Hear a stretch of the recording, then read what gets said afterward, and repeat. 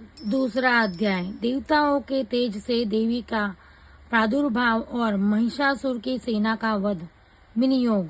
ओम मध्यम चरित्र के विष्णु ऋषि, महालक्ष्मी देवता, उष्णिक छंद, शाकंभरी शक्ति, दुर्गा बीज, वायु तत्व और यजुर्वेद स्वरूप है। श्री महालक्ष्मी की प्रसन्नता के लिए मध्यम चरित्र के पाठ में इसका विनियोग है। ध्यान। मैं कमल के आसन पर बैठी हुई प्रसन्न मुख वाली महिषासुर मर्दिनी भगवती महालक्ष्मी का भजन करती हूँ, जो अपने हाथों में अक्षमाला, फरसा, गदा, बाण, वज्र, पद्म, धनुष, कुंडिका, दंड, शक्ति, खड़ग, ढाल, शंख, घंटा, मधुपात्र, शूल, पास और चक्र धारण करती है।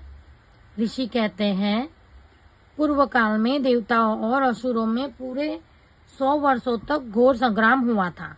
उसमें असुरों का स्वामी महिषासुर था और देवताओं के नायक इंद्र थे। उस युद्ध में देवताओं की सेना महाबली असुरों से परास्त हो गई। संपूर्ण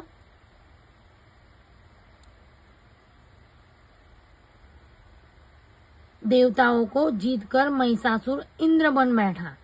तब पराजित देवता प्रजापति ब्रह्मा जी को आगे करके उस स्थान पर गए जहाँ भगवान शंकर और विष्णु विराजमान थे। देवताओं ने महिषासुर के पराक्रम तथा अपनी पराजय का यथावत वृत्तांत उन दोनों देवेश्वरों से विस्तार पूर्वक कह सुनाया। वे बोले, भगवान, महिषासुर सूर्य, इंद्र, अग्नि, वायु, चंद्रमा, यम, मनु तथा अन्य देवताओं के भी अधिकार छीनकर स्वयं ही सबका अधिष्ठाता बना बैठा है।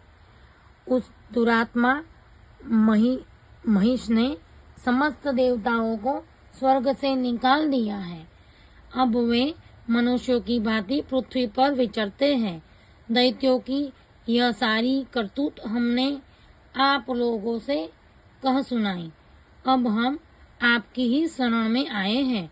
उसके वध का कोई उपाय सोचिए। इस प्रकार देवताओं के वचन सुनकर भगवान विष्णु और शिव ने दैत्यों पर बड़ा क्रोध किया। उनकी भौहें तन गई और मुंह टेढ़ा हो गया। तब अत्यंत कोप में भरे हुए चक्रपाणी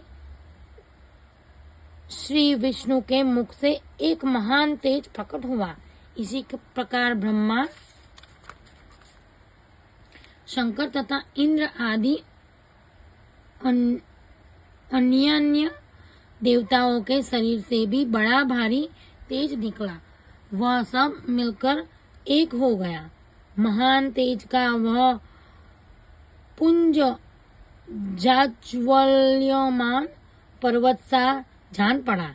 देवताओं ने देखा, वहां उसकी ज्वालाएं संपूर्ण दिशाओं में व्याप्त हो रही थी। संपूर्ण देवताओं के शरीर से प्रकट हुए उस तेज की कहीं तुलना नहीं थी। एकत्रित होने पर वह एक नारी के रूप में परिणत हो गया और अपने प्रकाश से तीनों लोकों में व्याप्त जान पड़ा। भगवान शंकर का जो तेज था, उससे उस देवी का मुख प्रकट हुआ। यमराजा के तेज से उसके सिर में बाल निकल आए। श्री विष्णु भगवान के तेज से उसकी भुजाएं उत्पन्न हुई। चंद्रमा के तेज से दोनों स्तनों का और इंद्र के तेज से मध्य भाग का प्रादुर्भाव हुआ। वरुण के तेज से जंघा और पिंडली तथा पृथ्वी के तेज से नितंब भाग प्रकट हुआ। ब्रह्मा के तेज से दोनों चरण और सूर्य के तेज से उनकी उंगलियां हुई। वासुओं के तेज से हाथों की उंगलियां और कुबेर के तेज से नासिका प्रकट हुई। उस देवी के दांत प्रजापति के तेज से और तीनों नेत्र अग्नि के तेज से प्रकट हुए थे। उसकी भौहें संध्या के और कान वायु के तेज से उत्पन्न हुए थे। इसी प्रकार अन्य देवताओं के तेज से भी उस कल्याणमयी देवी का आविर्भाव हुआ। तदंतर समस्त देवताओं के तेज पुंज से प्रकट हुई देवी को देखकर महिषासुर के सताए हुए देवता बहुत प्रसन्न हुए। पिनाकधारी भगवान शंकर ने अपने शूल से एक शूल निकालकर उन्हें दिया। फिर भगवान विष्णु ने भी अपने चक्र से चक्र उत्पन्न करके भगवती को अर्पण किया। वरुण ने भी शंख भेंट किया, अग्नि ने उन्हें शक्ति दी और वायु ने धनुष तथा बाण से भरे हुए 2 तरकस प्रदान किए। सहस्त्र नेत्रों वाले देवराज इंद्र ने अपने वज्र से वज्र उत्पन्न करके दिया और ऐरावत हाथी से उतारकर 1 घंटा भी प्रदान किया। यमराज ने कालदंड से दंड, वरुण ने पाश, प्रजापति ने स्फटिकाक्ष की माला तथा ब्रह्मा जी ने कमंडलू भेंट किया। सूर्य ने देवी के समस्त रोम कूपों में अपने किरणों का तेज भर दिया। काल ने उन्हें चमकती हुई ढाल और तलवार दी। क्षीर समुद्र ने उज्जवल हार तथा कभी जीर्ण न होने वाले 2 दिव्य वस्त्र भेंट किए। साथ ही उन्होंने दिव्य चूड़ामणि, 2 कुंडल, कड़े, उज्जवल अर्धचंद्र, सब बाहुओं के लिए केयूर, दोनों चरणों के लिए निर्मल नुपुर, गले की सुंदर हंसली और सब उंगलियों में पहनने के लिए रत्नों की बनी अंगूठियां भी दी। विश्वकर्मा ने उन्हें अत्यंत निर्मल फरसा भेंट किया। साथ ही अनेक प्रकार के अस्त्र और अभेद्य कवच दिए। इनके सिवा मस्तक और वक्ष स्थल पर धारण करने के लिए कभी न कुम्हलाने वाले कमलों की मालाएं दी। जलधि ने उन्हें सुंदर कमल का फूल भेंट किया। हिमालय ने सवारी के लिए सिर तथा भांति भांति के रत्न समर्पित किए। धनाध्यक्ष कुबेर ने मधु से भरा पान पात्र दिया तथा संपूर्ण नागों के राजा शेष ने जो इस पृथ्वी को धारण करते उन्हें बहुमूल्य मणियों से विभूषित नागहार भेंट दिया। इसी प्रकार अन्य देवताओं ने भी आभूषण और अस्त्र शस्त्र देकर देवी का सम्मान किया। तत्पश्चात उन्होंने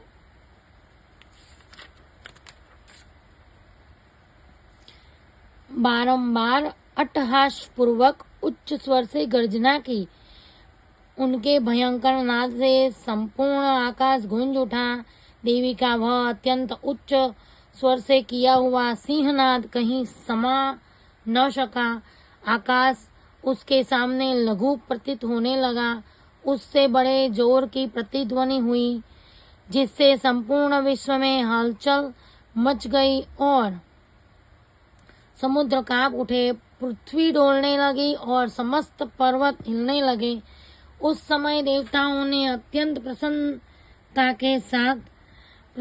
के साथ सिंहवाहिनी भवानी से कहा, देवी तुम्हारी जय हो। साथ ही महर्षियों ने भक्ति भाव से विनम्र होकर उनका स्तवन किया। संपूर्ण त्रिलोकी को शोभाग्रस्त देख दैत्यगण अपनी समस्त सेना को कवच आदि से सुसज्जित कर हाथों में हथियार ले सहसा उठकर खड़े हो गए। उस समय महिषासुर ने बड़े क्रोध में आकर कहा, आहा, यह क्या हो रहा है। फिर वह संपूर्ण असुरों से घिरकर उस सिंहनाद की ओर लक्ष्य करके दौड़ा और आगे पहुंचकर उसने देवी को देखा जो अपनी प्रभा से तीनों लोकों को प्रकाशित कर रही थी। उनके चरणों के भार से पृथ्वी दबी जा रही थी।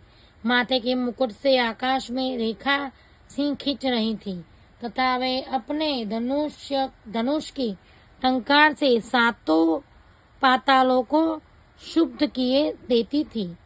देवी अपनी हजारों भुजाओं से संपूर्ण दिशाओं का आच्छादित करके खड़ी थी। तदंतर उनके साथ दैत्यों का युद्ध छिड़ गया।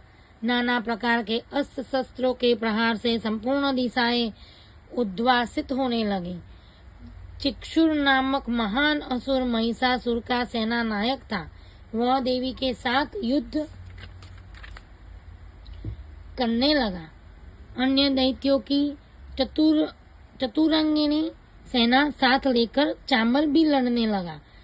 60,000 रथियों के साथ आकर उदग्र नामक महादैत्य ने लोहा लिया।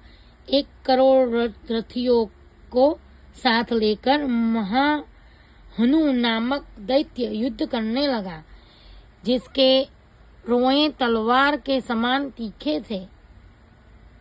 वह असिलोमा नाम का महादैत्य 5 करोड़ रथी सैनिकों सहित युद्ध में आ डटा। 7 लाख रथियों से घिरा हुआ भास्कर नामक दैत्य भी उस युद्ध भूमि में लड़ने लगा। परिवारित नामक राक्षस हाथी सवार और घुड़सवारों के अनेक दलों तथा अनेक करोड़ों रथियों की सेना लेकर युद्ध करने लगा। बिडाल नामक दैत्य 5 अरब रथियों से घिरकर लोहा लेने लगा। इनके अतिरिक्त और भी हजारों महादैत्य रथ, हाथी और घोड़ों की सेना साथ लेकर वहां देवी के साथ युद्ध करने लगे। स्वयं महिषासुर